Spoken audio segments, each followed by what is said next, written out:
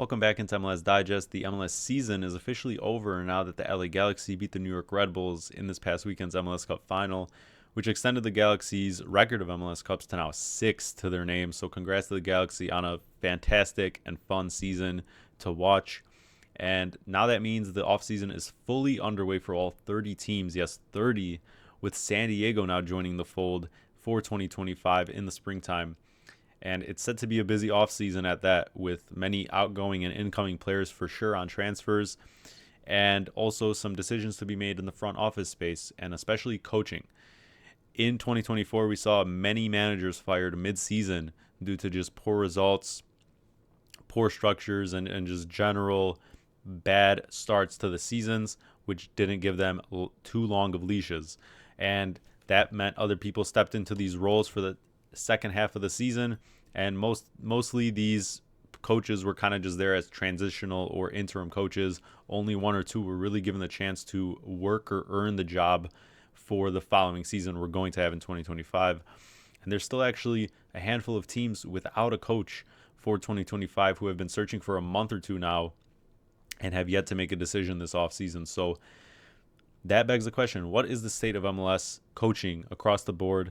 I don't think there's a one-size-fits-all answer, but we can look into all 30 teams, see the different type of cases we find, situations these coaches find themselves in, and where maybe the league can improve, because the league as a whole certainly has been improving exponentially in the past handful of years or so, and the Messi effect has only bolstered that kind of eyeball viewership and the quality of the players in the league. It's brought over many young players from neighboring countries and other countries, continents, as well as aging stars who are still sort of at the top of their game, not completely, done, and can still contribute to helping this league grow. And we know that it's a mutually beneficial relationship in terms of coaches who are established coming into this league that can bring more younger players they've maybe worked with in the past, and then players also getting coaches to join who they've worked with in the past, or just, getting more elite coaches into this league is going to only help this league grow.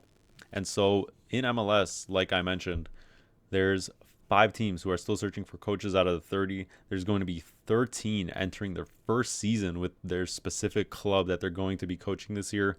There's only 8 in their second true season going into 2025, and just 9 out of the 30 with coaches who are in their third or longer seasons with their clubs going into 2025. So it's a good mixed bag.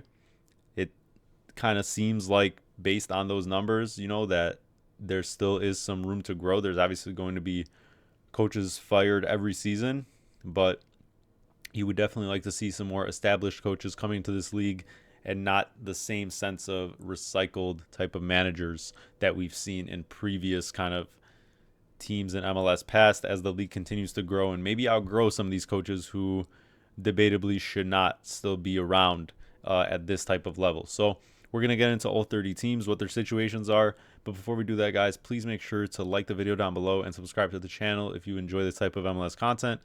And make sure to show some love in the comments what you think MLS can do to help maybe attract the better coaches, or what maybe needs to be done to fix what may be a problem across the board. Before we could get into the rest of the clubs that know their managers, we have to get into those that are still without a manager for 2025 to also get a look into why these managers were fired, and maybe what direction those clubs are heading in, and what kind of standard they're trying to set for the coaches they hire going forward. For Atlanta United, Gonzalo Pineda is actually the only of these 5 managers who was fired mid-season in around June. He was there with Atlanta for 3 years before. He only had experience with the Sounders as an assistant coach, so no previous first-team head coaching experience. And more losses than wins, 38 wins, 31 draws, 41 losses. And with Atlanta, that just doesn't cut it, because since they've been in the league as an expansion side, already won MLS Cup to the club's name, and they've been one of the top spenders in terms of just making big, especially designated player splashes, and that just doesn't cut it. And the home form especially was terrible. You had Rob Valentino filling in as the interim, who obviously almost worked his way to a job this season by that miraculous playoff run over Inter Miami, but Atlanta Atlanta's front office made it clear that they would be moving on. And obviously Pineda as well wasn't dealt the best hand this season, specifically because things were already going wrong, but then you had Giacomakis leave to Cruz Azul, Almada leave to, now he's playing at Botafogo. And that's, two of your star players gone, and then obviously later Marancha comes. So Atlanta, it seems like, definitely need to make the right hire and are probably looking for a more experienced coach, and also one that probably can deal with maybe bigger star names. Obviously, with Maranchuk, who they know is there, obviously, and whoever else they might sign. But it's a little concerning that's taken so long to hire a manager since they've had such a big head start. And it's only really a little over 2 months now until the 2025 season begins. It's a pretty short off season compared to maybe other leagues, but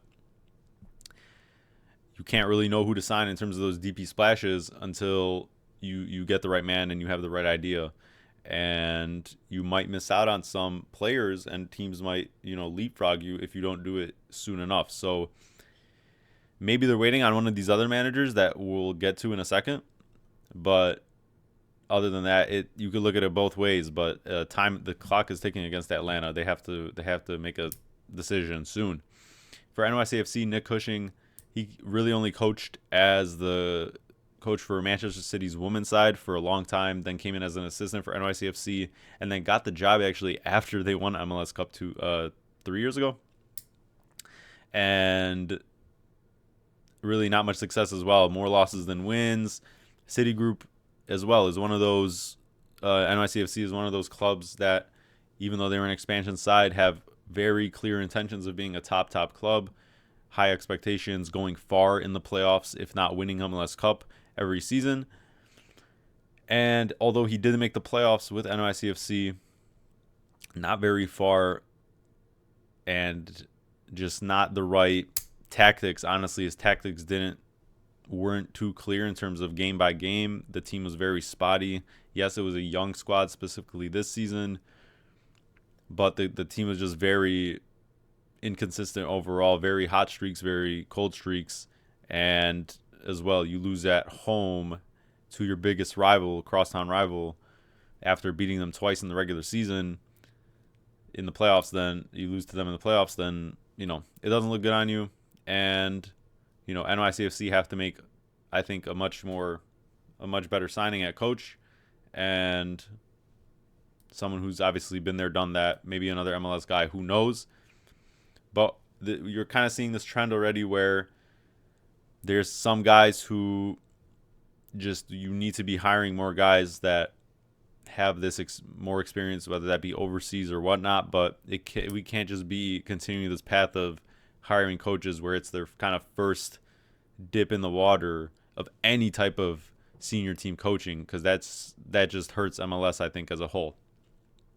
And we'll get into that with other coaches that we see in the video. But moving on to the Union, Jim Curtin was there for around a decade or more as an assistant and an actual coach, and overperformed. One of the best coaches in the league, in my opinion, in many people's opinions. Like I said, overperformed with the budget and the squad he was given, made the most out of the youth talent that the Union have at their disposal. One of the best, if not the best, academies in MLS.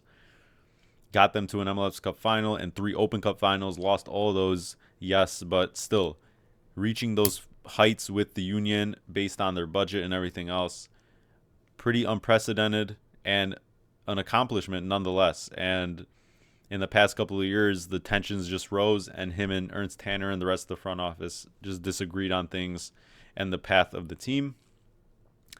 And he was let go. And I think, like I mentioned with Atlanta, but the rest of these 4 teams should be having their eyes out on Jim Curtin. He should be back in this league, if not obviously somewhere else.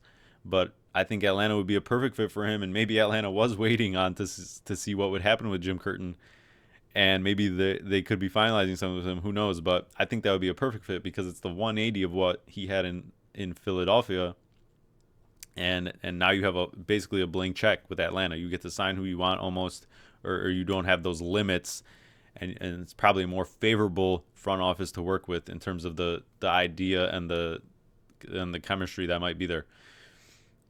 So for the Union, they're probably just going to, it's clear where their vision is. And I don't know if you could really get better than what you had with Jim Curtin. He kind of held out for as long as he could, but it reached a boiling point.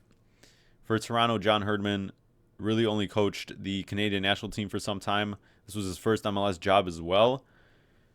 Was only there for a season, and they had a terrible season. Not the best roster. You have some very bad contracts on that team, especially, obviously, Lorenzo Insigne. And him and Bernadeschi are just too injury prone. Not the kind of DPs you really want to be signing in this kind of new era of MLS as we move forward. And it just kind of seems like they're on that kind of Shaqiri vibe, just kind of there for the money. A couple great performances here and there, great goals, but other than that, not consistent enough to be your DPs in this league.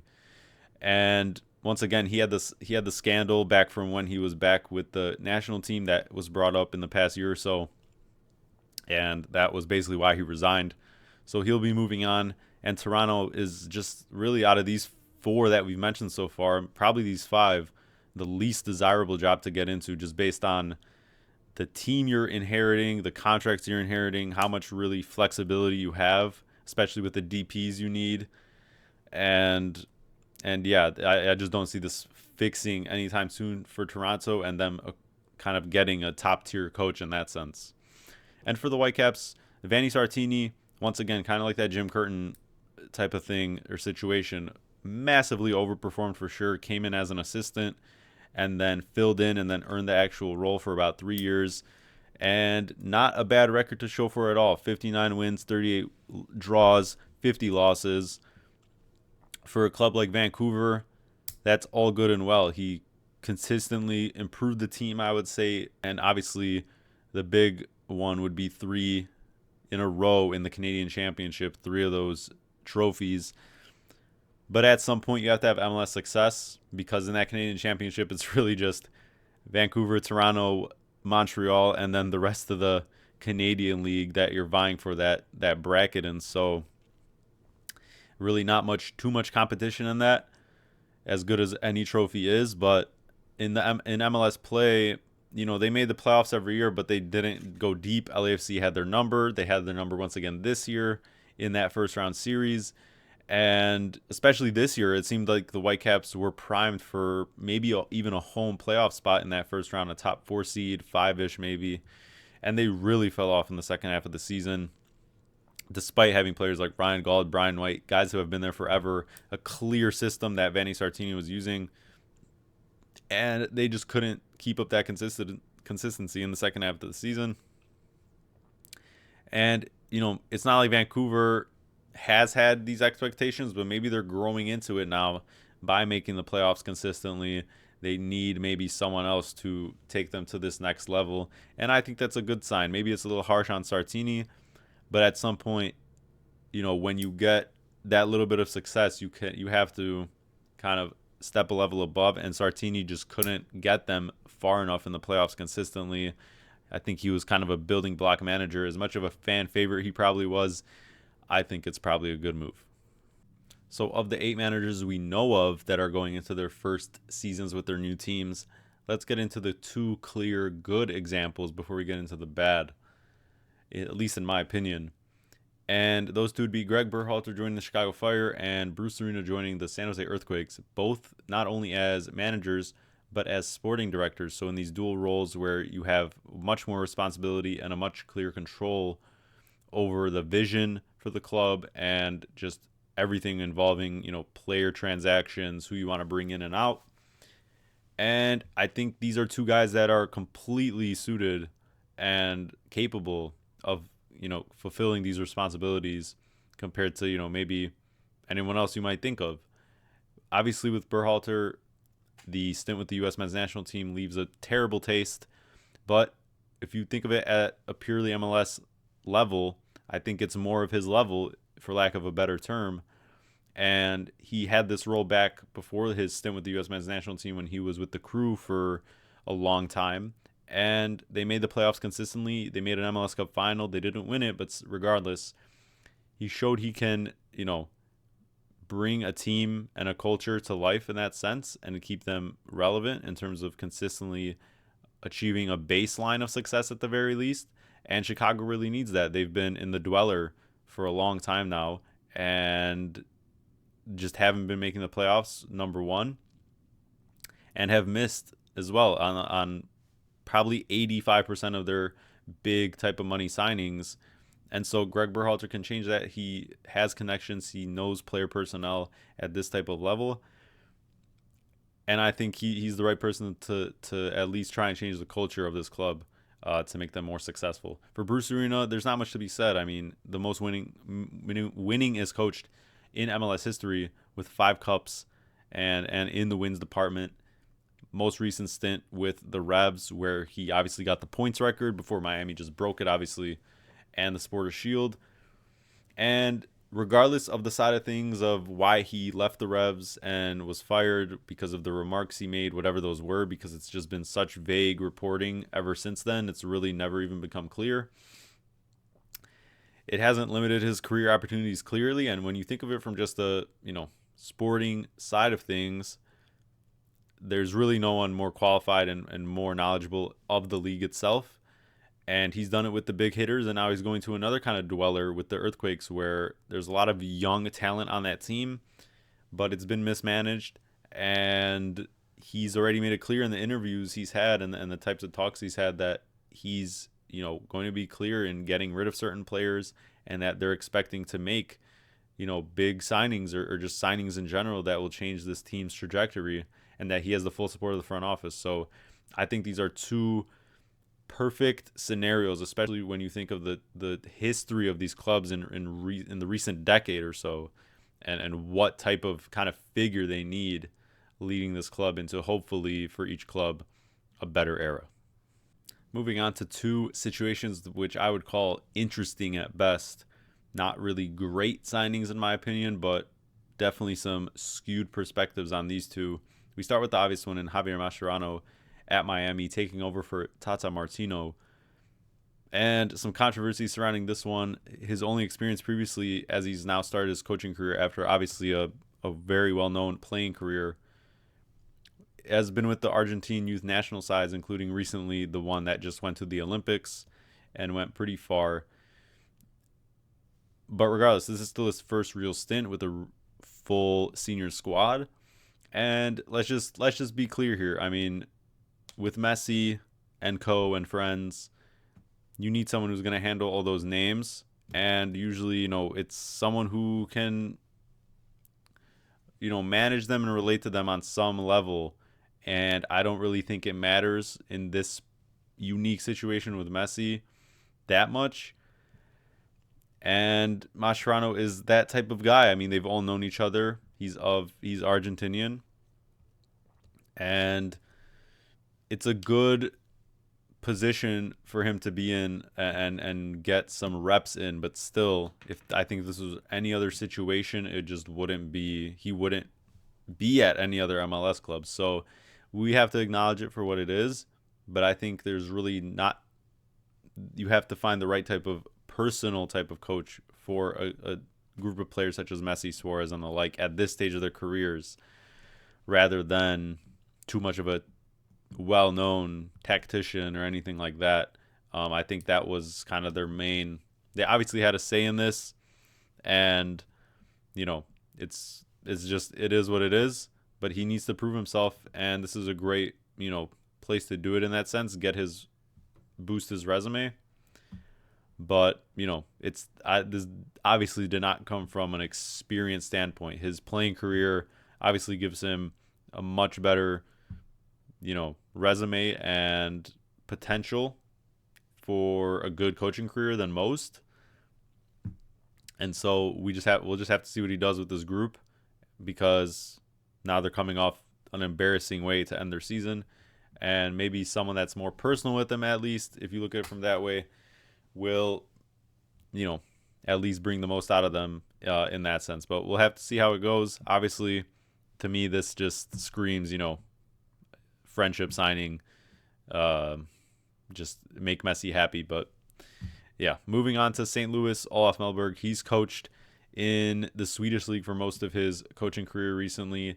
And it's been varying levels of success. When he first started out, he had great seasons. Most recently, it's been a little bit lackluster. And he did play for some really big clubs in Europe, but I think St. Louis moved on from their previous coach too early after just a little bit of a stumble in their second season compared to obviously a dream first season as an expansion side. But I think Mellberg will be a good kind of coach in terms of dealing with the types of personnel they have from these other kind of European leagues that he's kind of been around and these players have been around. And yeah, for St. Louis, he has a lot to work with.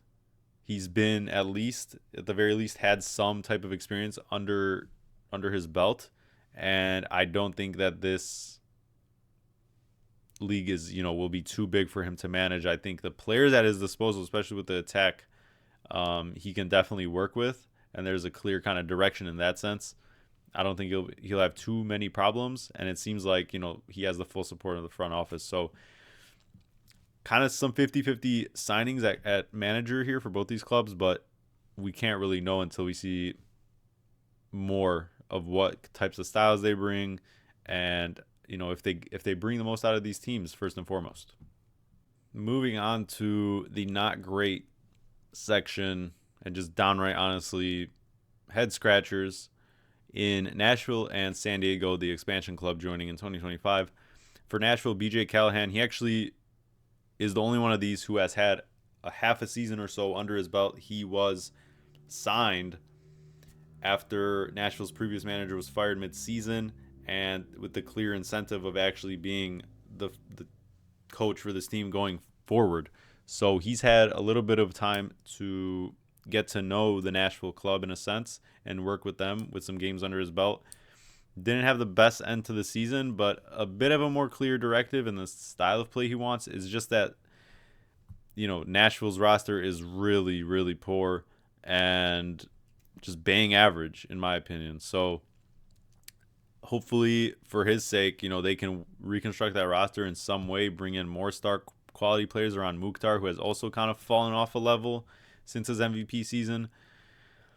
But regardless, both these guys, though, the main point being that they're former U.S. men's national team guys, interim and assistant coaches for some time, while Callaghan, the first time Greg Berhalter was fired or let go, and then Mikey Varas for literally 2 games between the most recent time GGG was fired and getting Pochettino, who they have now.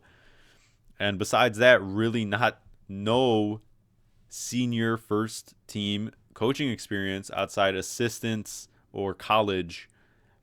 And it's not the trajectory you want to see. I mean, we still need to see what Callaghan can do in his first season to truly judge him. But for an expansion team like San Diego, who has Irving Lozano and looking to, not be a bottom dweller and kind of follow the same path of success as other recent expansion sides have done, it's just not a good sign. We keep hiring these. I obviously want some local representation because they know the game. They know these kind of player bases within the country, and you want to have youth players coming out of the country that move on and come in, play for MLS sides. But there's just not much experience here when MLS is growing with the types of players you're getting and trying to bring in at a DP level. These players should not really have much faith in the ideas that these coaches are trying to bring going forward. And I just don't see how you're going to attract so many big name signings with unproven coaches, for lack of a better term. So I think this is kind of the direction we need to head away from. It's not only just about not hiring any American coaches, but you need to have some sort of other experience under your belt. MLS cannot just be like still this first kind of step for you, and you just have these average seasons with average squads. The other smaller market teams, and San Diego will be a decent sized market. You need better leaders, in my opinion. To wrap these 8 up, we have what I'm calling the Texas Massacre in Austin and Dallas, because what are these decisions? For Eric Quill, completely unproven at this level, but I will give him his flowers in the sense that he's had really, really good success in the lower divisions USL, but still unproven in MLS, his first MLS job and a job in a first division.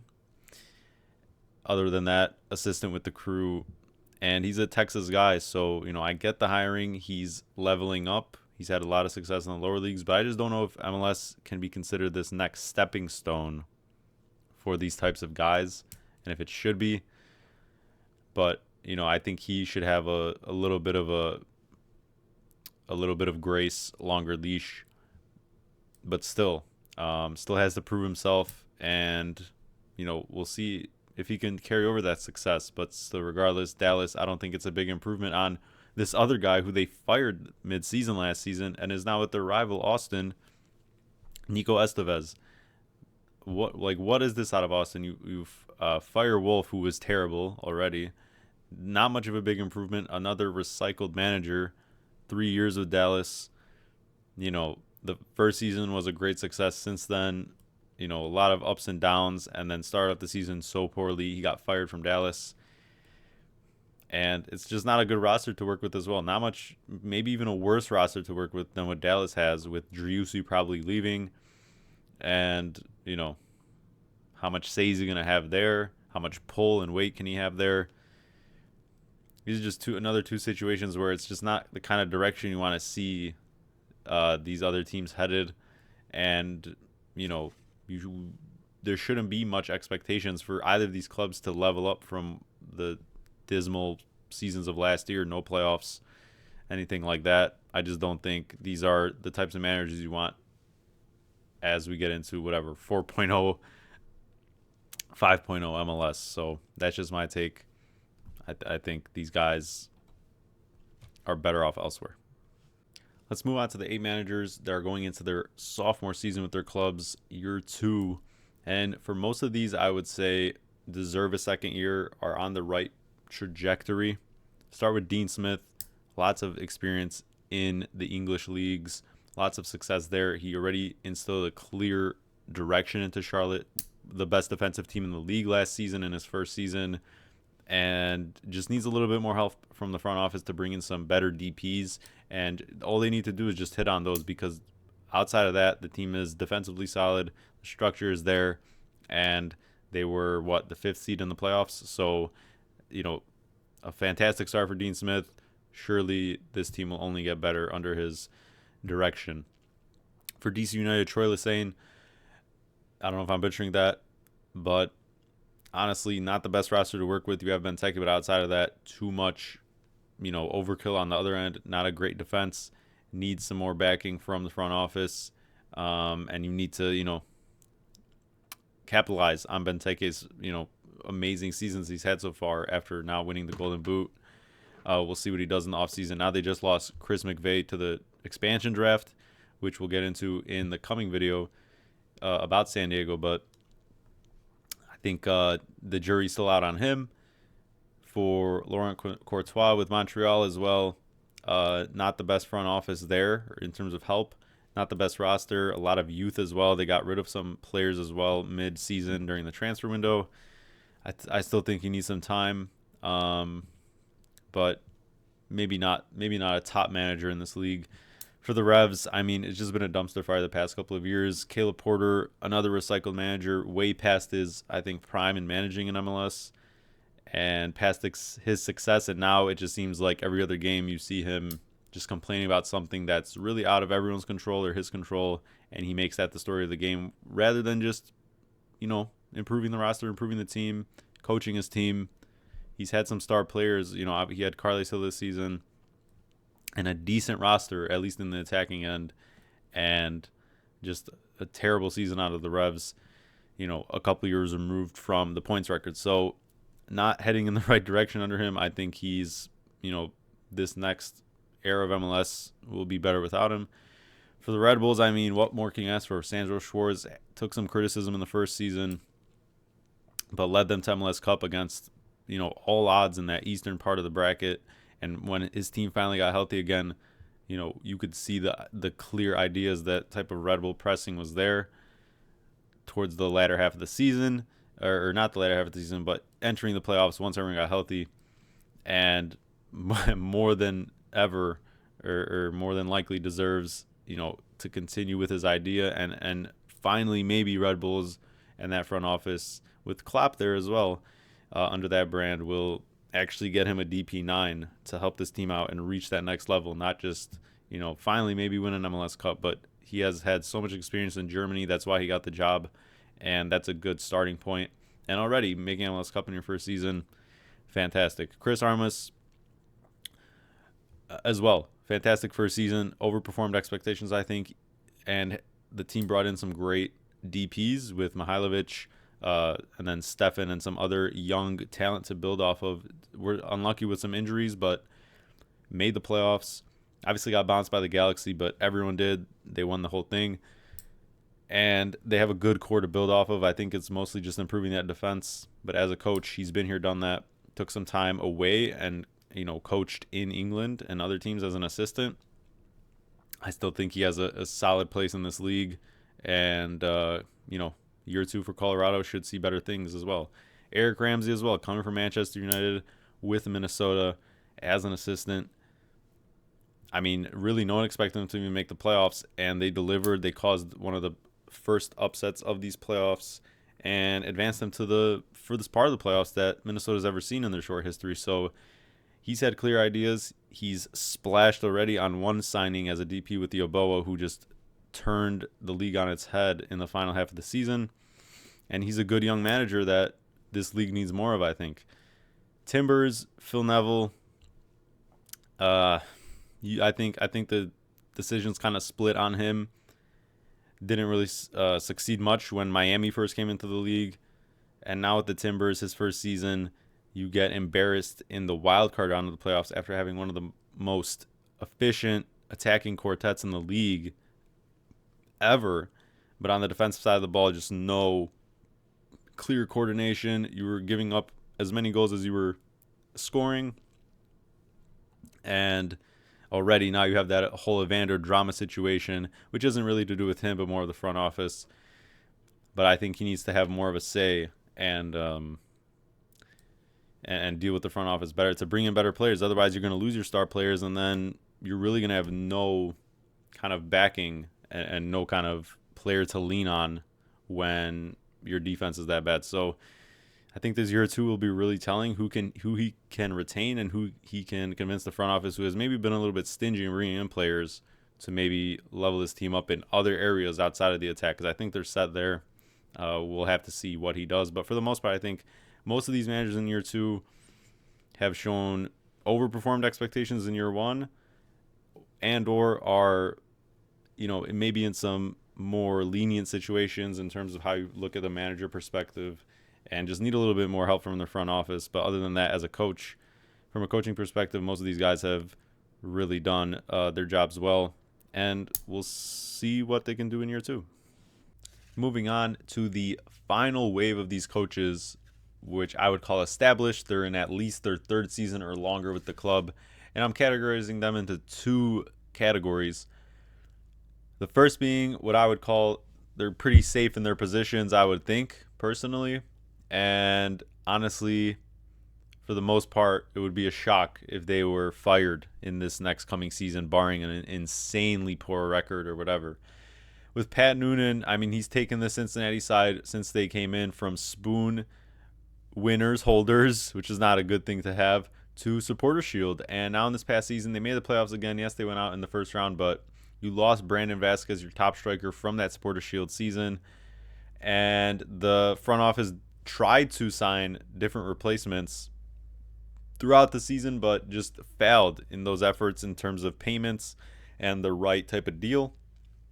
And then also the whole back line was just completely demolished with injuries, and Lucho Acosta was just carrying this team with Orellano, and he made the most of what he could. But I still think this is a top coach in this league, and next season should probably fare better for him and the club, just with luck-wise and getting a little bit more healthy. And obviously now they signed Danke, Danke, I believe actually is how you pronounce it, as their number 9 finally. So I think more good things are in order, and Pat Noonan has shown to be a very respectable coach. Same thing with Wilfried Nancy with the Crew, MLS Cup winners, Leagues Cup winners. I think the team this season with that playoff stumble, I think it was mostly due to just fatigue and a very long schedule that most MLS sides aren't used to because of that CONCACAF Champions Cup, extra games with Leagues Cup, which at least they won that title, which is also important for the club.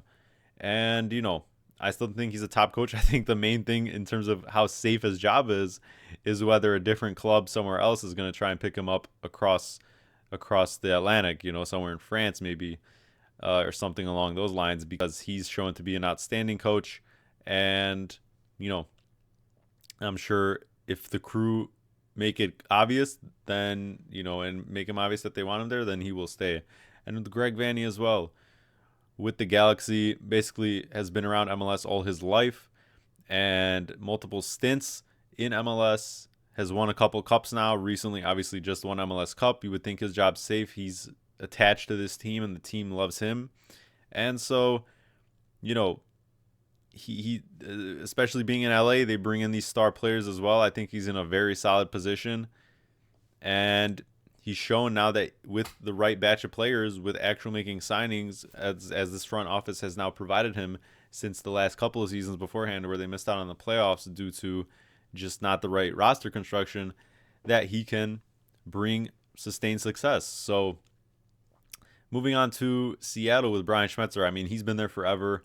They've kind of had some lagging seasons and not the best rosters in recent years, but they still made do and still been a consistent force, and that clear identity, especially defensively, has been there.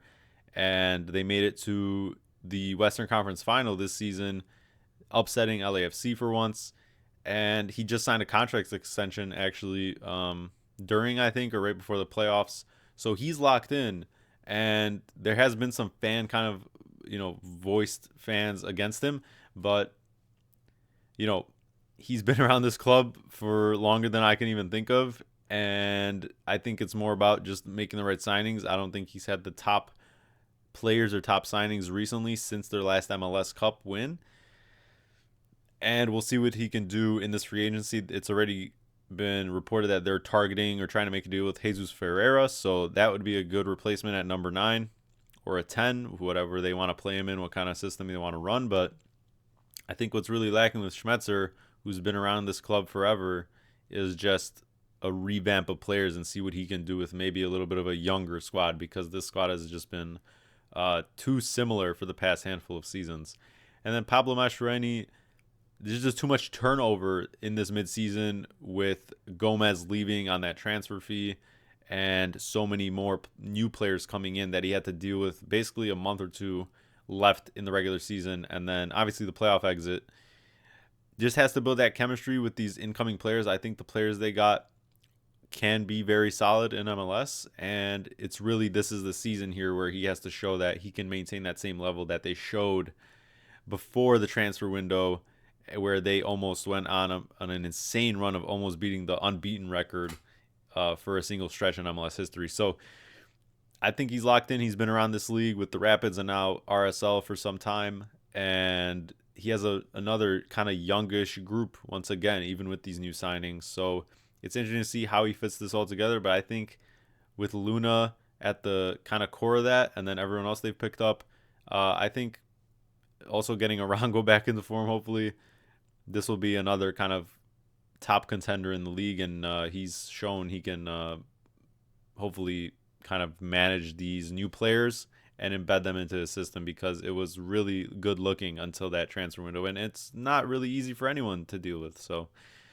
I think all these managers, I'd be shocked if they left, and I think they're solid coaches right now for this current, edition or whatever you want to call it of MLS.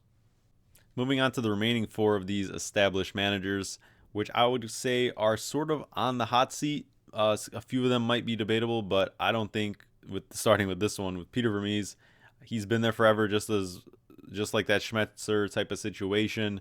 And in the past 2 seasons, Casey has just had abysmal starts, specifically It was 2 seasons ago where they turned that around and upset St. Louis in the playoffs. But then this past season, just a complete disaster season. Made it to the U.S. Open Cup final, which were basically hinging on winning to kind of save their season in terms of like how you viewed it. And they didn't win it. And now Vermees gets to stay once again. A lot of club legends like Johnny Russell, Tim Melia have now left and been let go. And so it's a bit of a roster overhaul, but how much is Casey's, front office going to spend and whatnot? Peter Vermees said they are going to get a number 10 as a DP. Still hasn't happened yet.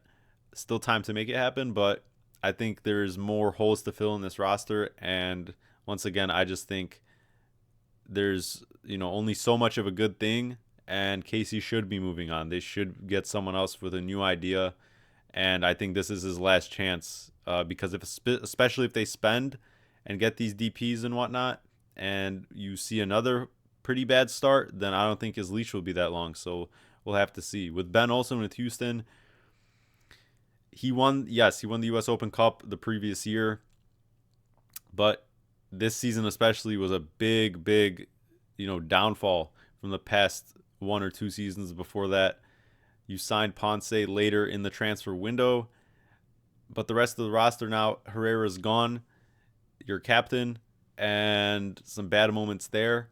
A couple other players signed, but the attacking ideas just weren't there. The formation and the tactics just weren't there.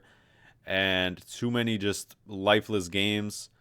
A solid defense, yes, especially when they go up, but sort of, I don't know how this is fixed.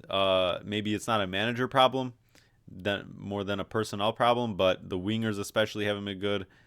And obviously, Anali got hurt at a very bad time, but I don't know. I think Ben Olsen is maybe losing his kind of good faith or whatever you want to call it with the Houston supporters. That's just what it seems like from the outside. And with Orlando City, Oscar Pereira, yes, they did advance the furthest they've ever been in the MLS playoffs. They made it to the conference final, which they hosted, but they lost 1-0 to the Red Bulls. And that's been the theme with Pereira. They've never really gone to the big game, right? The final at the very least, or won it.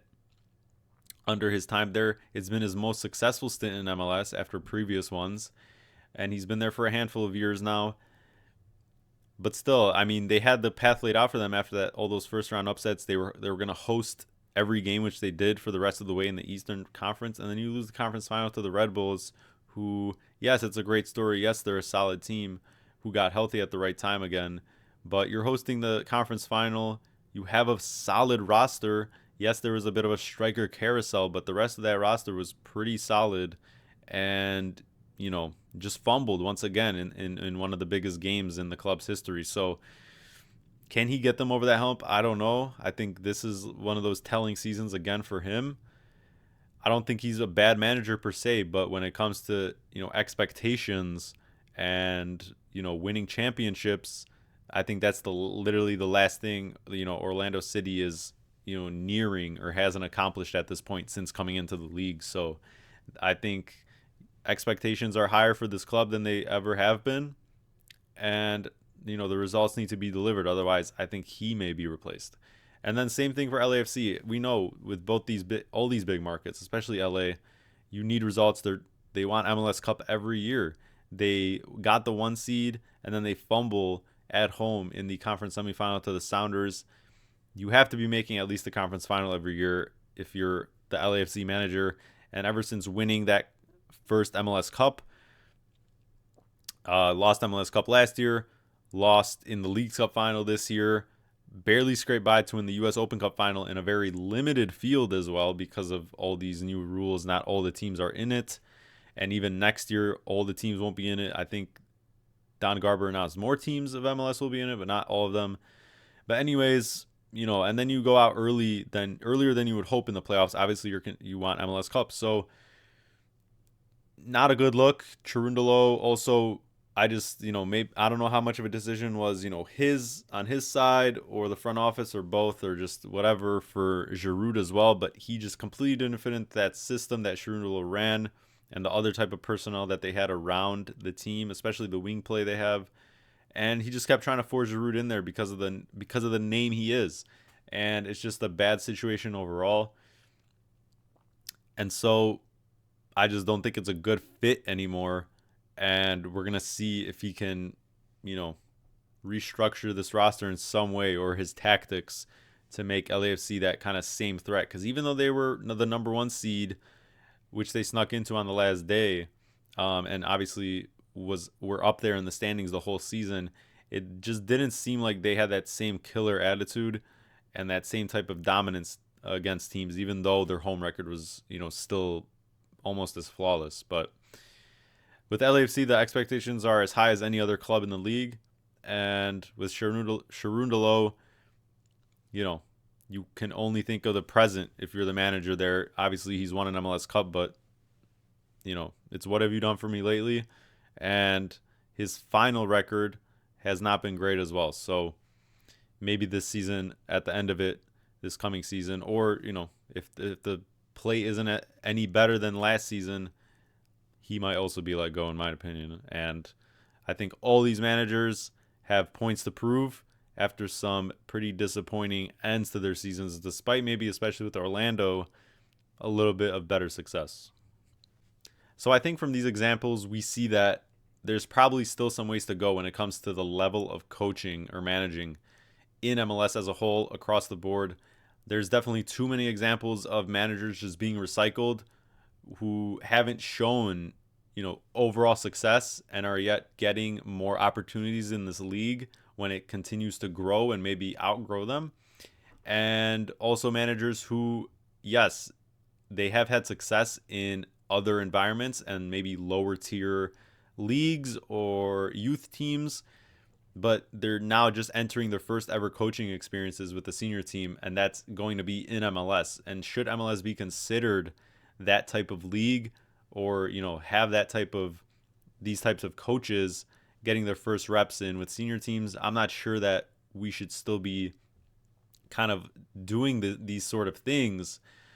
And that's not to say that there shouldn't be, American managers or people who have been around the U.S. Soccer, Federation or anything like that whatsoever in MLS. And I'm not just advocating for only foreigners or managers who have worked in foreign environments only, but I think there's a lack of credentials for most of these managers when it comes to first team experience, and that's a sign for concern when you want to bring in much better players, because you're not going to draw in those level of players who will take a manager seriously if they don't have that type of respect, that type of prolonged success. So I think it's still, once again, a mixed bag. There's still certainly some very good coaches in this league: Wilfried Nancy, Pat Noonan, Brian Schmetzer, and all the like. But there's still also some cases, as you see with these tenured managers, where maybe their time has passed and maybe a new change of scenery could be good. It's not to say that recycling all coaches is bad, because some of these long tenure coaches could do well with maybe another club. But I think we're recycling too many of the coaches who have just not been successful and lasted so shortly, and that's been for a reason. So it's a fine line to deal with, but the only way you're going to continue to attract more players during especially this boosted era of viewership with Messi in the league is to get better coaches. But that's also, like I said, a mutual relationship. Coaches are going to draw on players are going to draw on coaches, and developing the youth talent in the US as well will also draw in more respect from outside coaching circles, and just everyone else in general that wants to maybe take part in this growing league. So there's still definitely some room to grow, but I think it's getting a little bit better. Some clubs just have different objectives, and I think overall more clubs need to get to a level, especially with their ownership and their front office, to a level where the expectations are higher as a whole across the board, and that means hiring the right people, more serious managers with more experience. So let me know what your thoughts are in the comments below, and make sure to like the video down below if you enjoyed this discussion, what your thoughts are on the managers in this league who you think would be a good fit, and obviously the most logical and right fit for some of these clubs. And yeah, make sure to subscribe to the channel as well, and I'll see you in the next video, guys.